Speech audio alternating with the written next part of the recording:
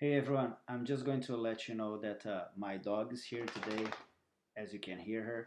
So if you start listening some weird noise along the video, just bear with me. It's because she's being a little bit crazy today. So in this video, we will see how to recover details from pictures that might be over or underexposed using Lightroom.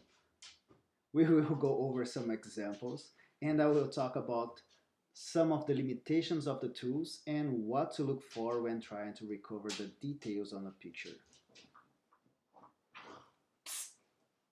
Stop. Sorry about that.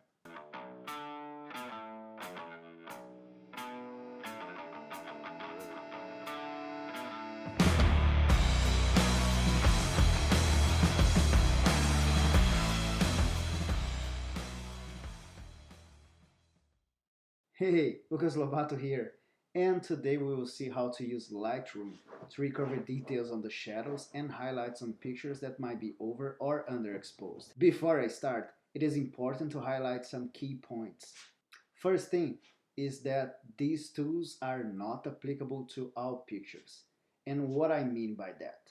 For us to be able to recover the details, we can't have areas with pure black or whites, as in these areas we won't have any information. Remember that we talked about that in last week's video. Another point is that some cameras will be able to capture more details in both shadows and highlights than others, and because of that, the amount of details we can bring back from clipping shadows or highlights will depend on the camera. It is a matter of knowing the limits of your equipment, and this is something that comes with practice. Last but not least, recovering shadows can introduce some noise in the picture, so we need to be aware of it and once again understand the limits of our own equipment. For this video, I'll be using Adobe Lightroom, but it is likely that the software you already use will have similar tools. As an example, Adobe Camera Raw has the same sliders that I'll be using. Okay, with all of this out of the way, let's jump into Lightroom and get started. Once we have opened Lightroom and select the picture, we will hit the Develop tab here and we'll have this interface. Let's go over some of the key things we will be using here. We'll have the picture and then the histogram on the right top here. The slides that control different areas of the histogram are located here. And as you can see here, there are other controls and tools such as white balance and presence, but we will not be using those today. We'll be focused mainly on those the tone sliders within the basic tab: exposure, contrast, highlights, shadows, whites, and blacks. Starting at the top of the tab, when I move the exposure slider to the left, I'm darkening the whole image, and when I move it to the right, I'm brightening it. Look what happens to the histogram when I play with the slider. I'm not affecting just portions of it, but rather everything is shifting around. That's very useful when we have gaps on either side of the histogram like we seen on the last week's video. Okay, let's move to the contrast slider. Once again, look what happens when I move it back and forth. If I move it to the left, it reduces the contrast of the picture, and to the right, it increases the contrast. I usually don't play much with this slider because I use other ways to control contrast, but feel free to play around with it. For the highlights, see how it affects only the right portion of the histogram. If I move the slider to the left, I'm bringing the highlights close to the midtones, and when I move it to the right, I move it towards the whites. This slider will be used a lot to recover some of the details that might be lost on the bright areas of our image. The shadows slider does the same thing. If I move it to the left, I'm moving the shadows of the image towards the blacks, and if I move it to the right, I'll be moving the shadows towards the midtones. This is the slider that I use the most when I'm trying to recover details from darker areas of the image. Following the sequence of sliders, if I move the whites slider to the left, I'm moving the whites towards the highlights. And if I move it to the right, I'm moving this area of the histogram towards the pure right. For the blacks, by moving the sliders to the left, I will bring the blacks towards the pure black. And by moving the slider to the right, I'm moving the blacks towards the shadows. The blacks and whites sliders are very useful to recover some of the contrast that might be lost due to us playing around with the highlights and shadows sliders. That's one of my favorite methods to recover the contrast. When I said that I don't use the contrast slider much, it's because I rather using the whites and blacks. Notice that you can also adjust the sliders by clicking and dragging the respective area of the histogram to the left or to the right, as I'm doing here for the shadows. If I do that in the midtones, we will adjust the whole exposure of the image. Okay, now we have a very good idea on how each one of the sliders affect the histogram. So let's see some examples on how to play with the sliders to recover details on the highlights and the shadows. Okay, the first picture we will use is one where the exposure is brighter than it should. Look how bright the clouds look. The rest of the image looks somewhat properly exposed, but there is a gap between the midtones and whites that I really want to reduce. To do that, I will just click here and move the highlights slider towards to the left. And as you can see, I have details back on the clouds. For this image, it's pretty much that. Let's move to the second image. So, second image, we have the foreground and mountains well exposed, but as you can see, the skies are completely white.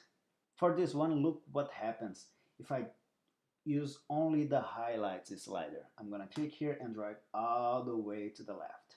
I did manage to bring back some details on the skies, but there are still some areas that are way too bright for me. What I can do? So look at the right side of the histogram here. I still have a spike there, which means that I have areas that are pure white without details on my image. So to fix that, I will work with the exposure slider to darken the image as a whole, okay? However, on this image, as you can see here, like there are still like really bright areas. And I'm okay with those because the sun was hiding behind these clouds. So I expect to have some really bright areas on my image. So I'm gonna fix it, but we will still have some bright areas on our image. Look what happens if I bring the exposure slider all the way to the left. I have details on most of these clouds. So if I really wanted to bring some more details back, so I could lower the exposure more, like and then work with the shadows slider to brighten the foreground and mountains a bit, as I'm doing here now.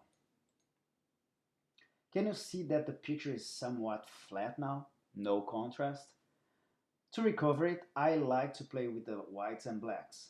Notice these two triangles at the extremes of the histogram?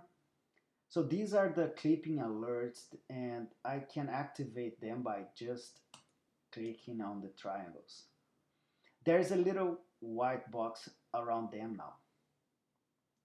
This will let me know if I'm clipping my highlights and shadows, and they are very helpful when we are working with the blacks and whites to recover contrast.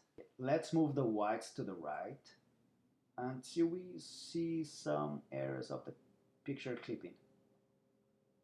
See that Lightroom marked on red where the highlights are clipped, and I'm losing details on these areas. What I will do now is just bring the whites to the left until I don't see any reds. For the blacks, the idea is the same, but Lightroom will mark these areas in blue. I'm gonna do that. Here, you can see the blue popping up here. I'll move the slider back a little bit until I don't see any clipping happening anymore.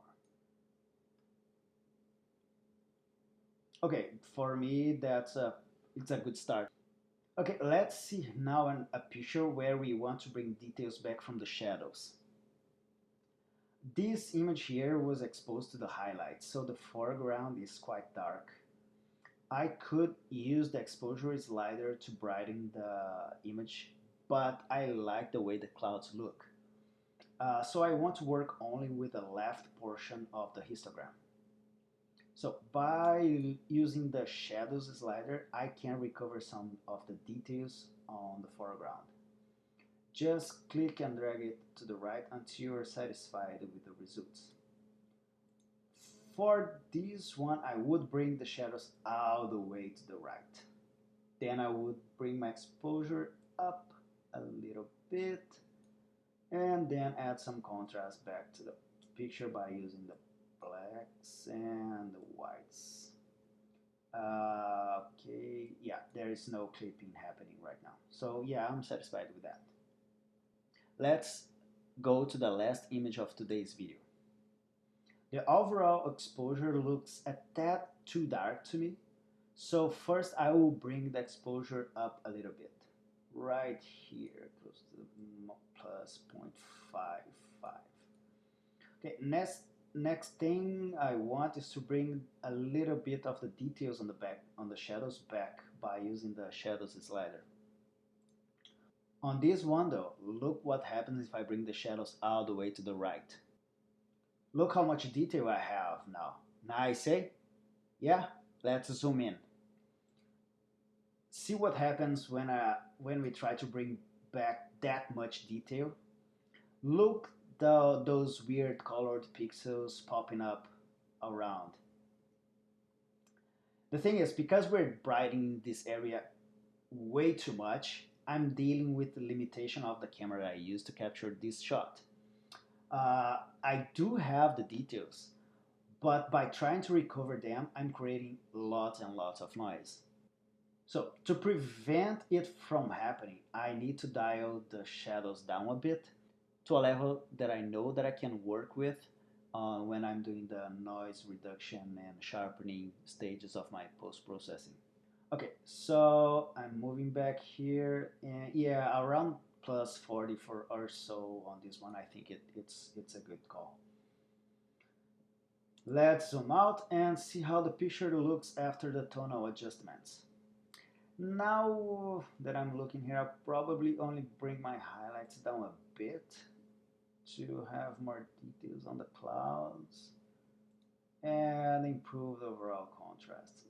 Yeah, I think whites around plus 14 and blacks around minus 10-ish. The results I showed here can be obtained by adjusting other sliders than the ones that I used. So I would totally encourage you to play around with these sliders to get a better idea on how to work with them. Like I always say, photography benefits a lot from practicing. So this is all for today's video, and I really hope that you learned something useful. If so, don't forget to like the video, subscribe to the channel. Thanks a lot for watching, and I will see you on the next video.